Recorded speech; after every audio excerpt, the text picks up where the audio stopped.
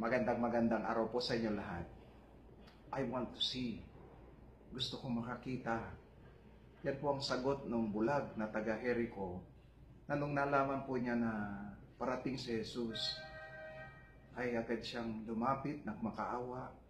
At nung tinanong ni Jesus sa kanya kung anong magagawa niya para sa kanya na isang bulag na pulubi, ang sagot niya ay, nais ko pong makakita. I want to see. Kaya agad siyang tinulungan ni Jesus at pagkatapos niyang makakita, ay sumunod siya sa Panginoon. Beautiful story of faith. Kung paano tinutugunan ng Diyos ang isang taong may pananalig sa Kanya. Kapag tayo nagdarasal, para rin tayo tinatanong ng Panginoon, what do you want me to do for you? Sa araw na to, tinatanong tayo ng Panginoon, anong gusto mong gawin ko para sa iyo? Masasabi din kaya natin, I want to see. Gusto kong makakita.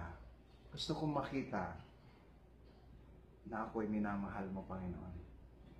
I want to realize how beloved I am.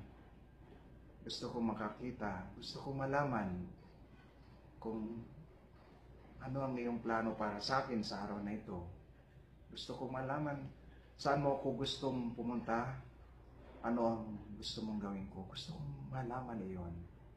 Gusto ko rin makita yung mga tao na gusto mong mahalin ko, na gusto mong paglingkuran ko.